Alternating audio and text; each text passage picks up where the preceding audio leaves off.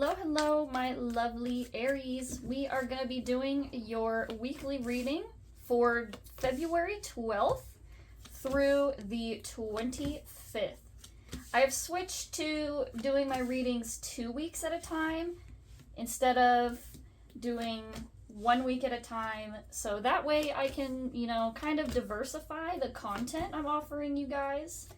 So we just, instead of doing 1 week, we'll be doing 2 weeks. I'll try to be a little bit quicker so that way I'm not taking up so much of your day.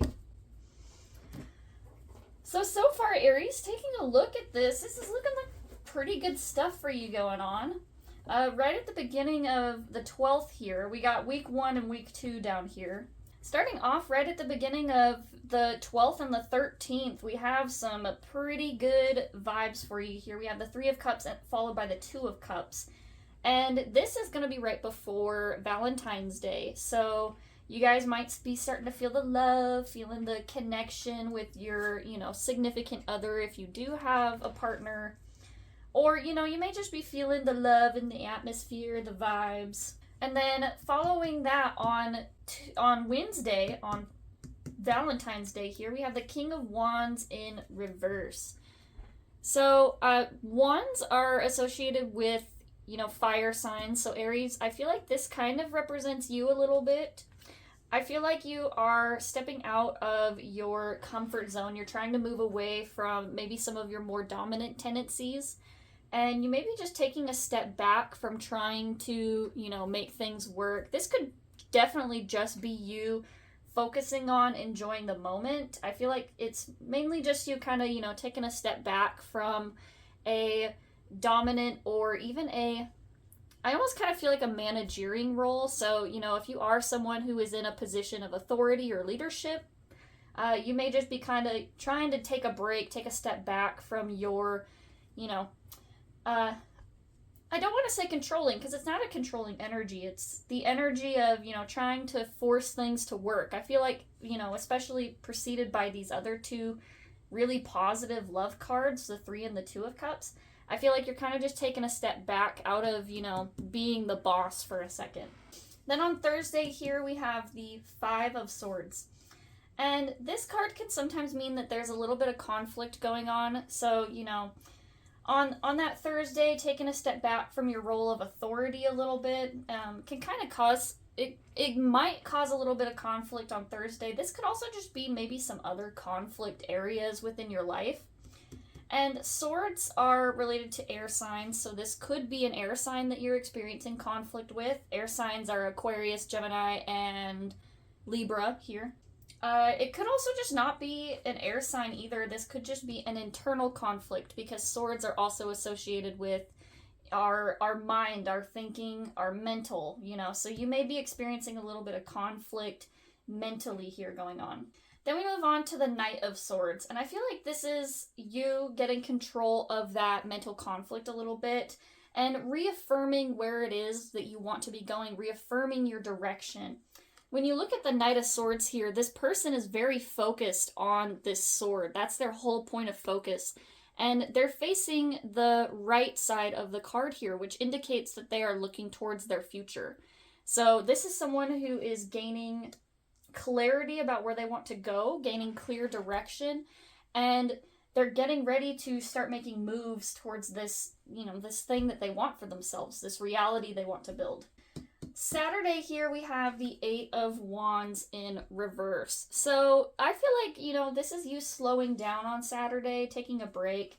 We had all of these, we had a little bit of this conflict, we had some good energy at the beginning of the week, followed by, maybe a little bit of conflict, that reaffirmation of, what direction we want to be going, and then the 8 of Wands in reverse, taking a step, taking a break, slowing things down.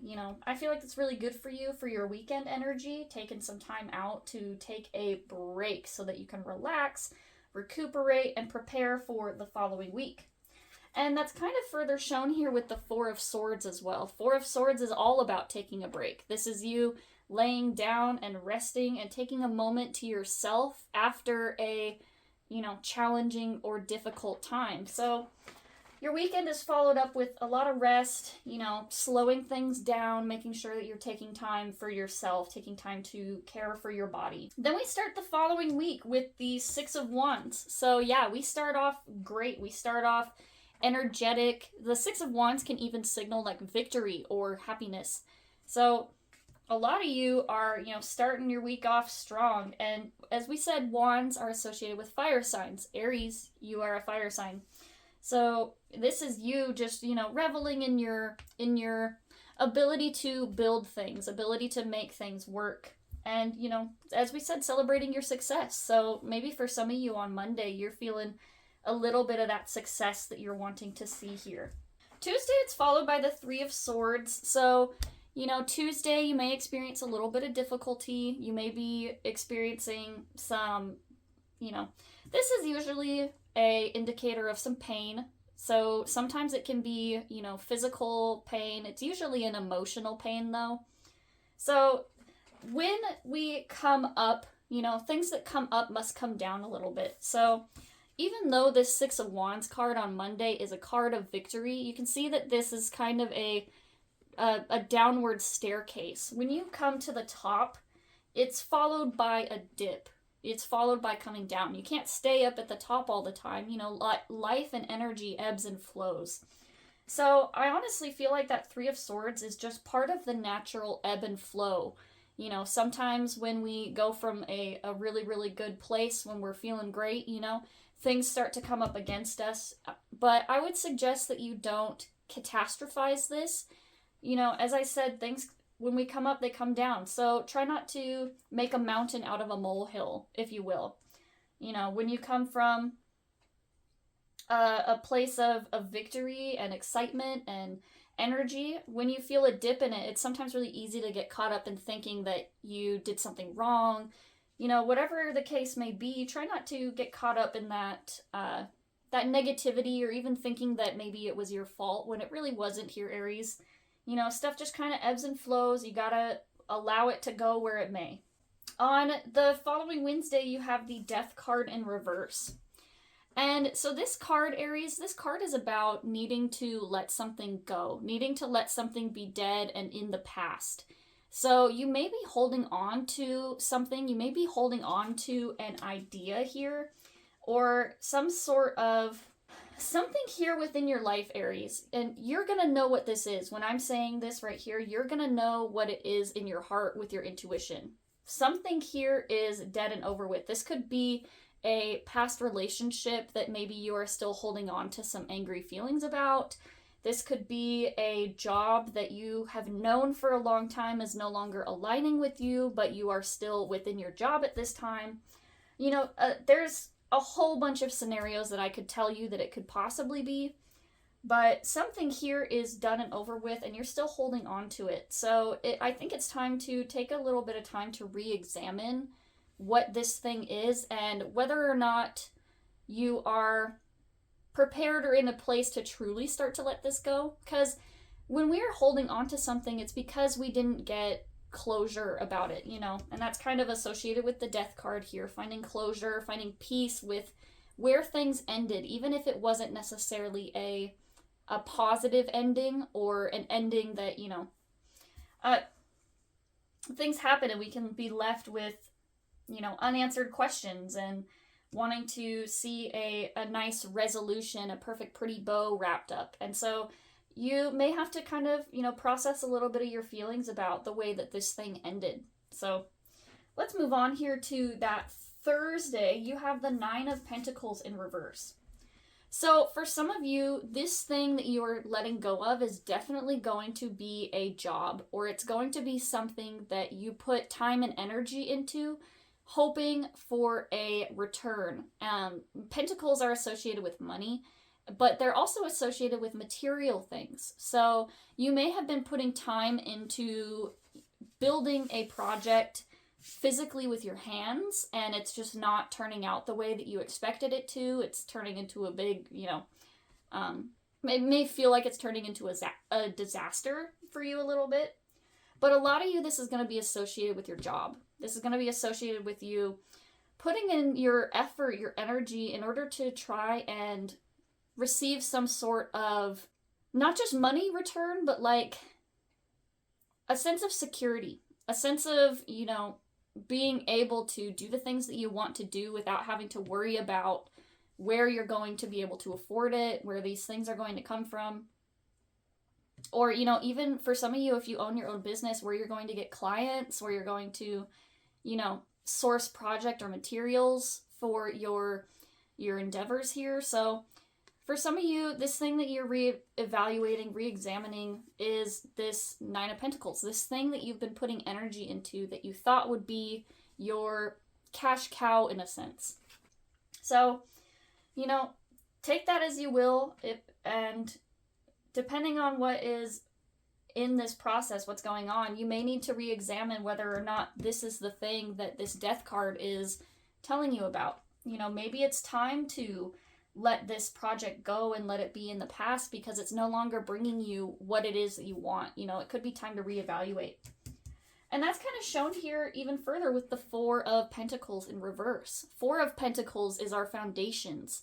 This is the thing that we build our lives upon. And you can see that all of these four pentacles are stacked up on top of each other. And when you move one of these, the whole thing is, the whole thing kind of falls apart a little bit. You have to restack them. You have to refigure out where your ducks kind of go in a row, Reevaluating where you're spending your time, your energy, your resources, and reevaluating your foundations. What is the goal? What did you set out with this project, with this goal? What was your goal in the first place? And how can you circle back to your original inspiration for even starting this thing in the first place? Sometimes when we get involved in a project, or when we get involved in, a thing that we're wanting to do because, we think it'll bring us more money, or we think it'll bring us recognition, or, sometimes we can get caught up in the process and get removed from what our original goal was in the first place. So just reevaluate, what was your goal for accepting or doing this project in the first place? What was your goal for building this abundance or this wealth? When you started this job, when you started this project, what was your goal in the beginning? Was it to have a fun workplace where you were able to have, a good time with your friends, and then you got caught up in a lot more responsibility than what you originally wanted? Was this, a job that you started because you thought it was going to pay you better, only to find out that, it's not paying you what maybe they said that they would? Or, whatever the case may be, as I said, there can be so many different options, so many different scenarios, and everybody's life is a little bit different. So I'm giving you these examples, but even the examples I give may not necessarily be what is specifically going on for you. So reevaluate your foundations, reevaluate your motivations for starting this thing in the first place.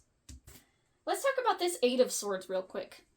And so when you are stuck in a place where you may not feel valued, or you may not feel as though it's giving you the return that you were hoping for, this Eight of Swords is a person who is stuck with self-imposed restrictions. This is a person who feels trapped within the restrictions of their own mind. And the thing about these restrictions is that, as I said, they are self-imposed. They are things that we have put on ourselves. So maybe you took this job because you wanted to be part of the status quo. Maybe you took this job or opportunity because you felt like it was the next step or the right thing to do. And now you are stuck within the mental confines of being within these restrictions.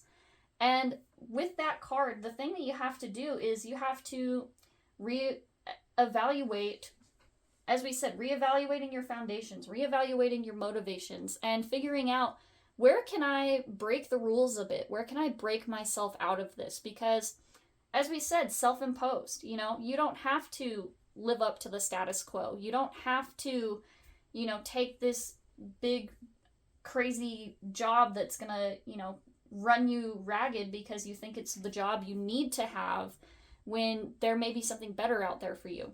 you know, you may feel stuck in this job because maybe it does pay well. Maybe this job does pay well, but you have so much debt or things that you have, you know, spent money on trying to keep up with the Joneses a little bit. So reevaluate where your self-imposed restrictions are. Think about where you can kind of give yourself a little bit more freedom. Where can you break out of these chains or these things that are binding you and blinding you? You see that this person has, you know, ties on their wrist and on their over their eyes. So think about the things that don't even just, I mean, being aware of these restrictions. You don't want to ruminate on only them. You need to think about the solution. You need to think outside of the box, outside of what is going on and keeping you chained. You need to think about how you can free yourself from these chains. And with that, ending on your Sunday for the 25th here, you have the Two of Wands. So with freeing yourself from these restrictions, you have two choices. You have two available paths that you could take. And that's what these two wands represent, is you find yourself, you know, with the option here and option here. And, you know, sometimes there can even be a hidden third option, this empty void space in between these two paths.